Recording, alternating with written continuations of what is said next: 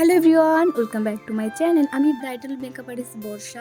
আজকে এই লুকটার ফুল tutorial video নিয়ে চলে এসেছি তোমাদের সাথে। তোমরা যারা আর্থিক দিক থেকে পিছিয়ে আছো, অনেক টাকা দিয়ে কোর্স করতে পারছো না বা বাড়ির থেকে বেরোতে অনেক প্রবলেম হচ্ছে, তাদের জন্য এই ভিডিওটা অনেকটা হেল্পফুল হতে চলেছে।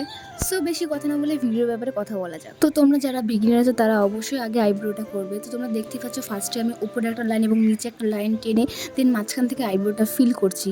আমার বোনের আইব্রো করা ছিল না, তাই একটু সমস্যা হচ্ছে। আইব্রো করা থাকলে অনেক সুন্দর লাগে দেখতে। তারপরে আমি একটা কনসিলার নিয়ে আইব্রোটা ভালোভাবে শার্প করে নিচ্ছি। আমি নেক্সট ভিডিওতে এক একটা জিনিস এক একটা ভিডিওর মাধ্যমে দেখানোর চেষ্টা করব, যাতে তোমাদের বুঝতে অনেক সুবিধা হয়। তারপর আমি মাইসেলার দিয়ে ফেসটা ভালোভাবে ক্লিন করে নিচ্ছি, যাতে মেকআপটা অনেকটা লং লাস্টিং হয়। দেন তারপর আমি এখানে টোনার ইউজ করছিলাম। টোনারটা গরমের জন্য বেস্ট, টোনার একদম স্কিপ করা যাবে না। তারপরে আমি এখানে ময়শ্চারাইজার ইউজ করছি, এটা হলো পন্সের একটা ময়শ্চারাইজার। দেন তারপর প্রাইমার ইউজ করছি। এটি ইনসাইটের একটি প্রাইমার, খুবই রিজনেবল প্রাইসের মধ্যে এবং ভীষণ ভালো। আমি নেক্সট একটা ভিডিওতে সব প্রোডাক্ট ডিটেলস তোমাদের সাথে শেয়ার করে দেবো। আমি এখানে ডার্মার যে বেস প্যালেটটা হয় সেটা দিয়ে পুরো মেকআপটা কমপ্লিট করছি। ডার্মা হলো গরমের জন্য, সামারের জন্য বেস্ট একটা প্রোডাক্ট বলতে পারো। ভীষণ ভালো, প্রত্যেকটা মেকআপ আর্টিস্টের কাছে এই ডার্মা প্যালেট থাকে।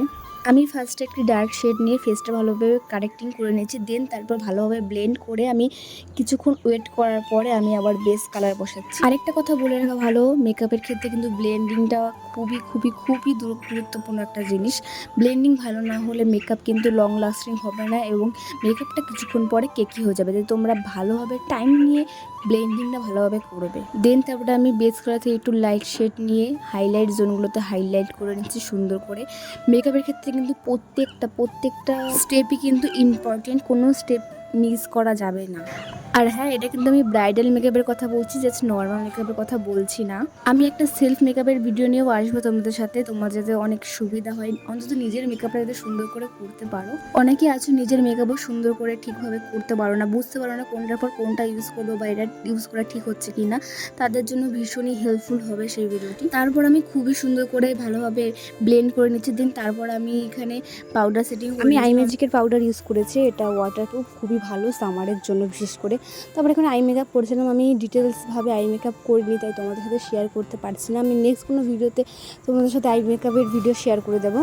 কেমন ভিডিও হবে বলো তো? এই ভিডিওতে যেমন পুরো লুকটা তোমাদের সাথে শেয়ার করছি, সেই ভিডিওতে এক একটা ভিডিওতে শুধুমাত্র এক একটা জিনিস আমি তোমাদের সাথে শেয়ার করবো।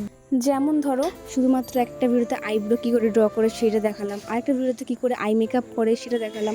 সেইভাবে তোমাদের সাথে শেয়ার করলে তোমরা অনেক তাড়াতাড়ি বুঝতে পারবে এবং তাড়াতাড়ি শিখতেও পারবে। ঠিক যেইভাবে আমাদের ব্রাইডাল মেকআপ কোর্সে শিখিয়েছিল, ঠিক সেইভাবে তোমাদের সাথে শেয়ার করবো, যাতে তোমরা খুব ভালোভাবে শিখতে পারবে, বুঝতে পারবে। আমি যতটুকু জানি, যতটুকু শিখেছি, ঠিক ততটাই তোমাদের সাথে শেয়ার করবো। আর তোমরা কিন্তু আমার পাশে থেকে আমাকে মোটিফাই করার জন্য আমার ভিডিওটাকে লাইক, কমেন্ট, শেয়ার এবং সাবস্ক্রাইব করে দিও, যাতে আমিও নতুন নতুন ভিডিও করতে আগ্রহী হই। এখানে আমার আই মেকআপ প্রায় কমপ্লিট। তারপরে আমি এখানে আইল্যাশ লাগাচ্ছিলাম।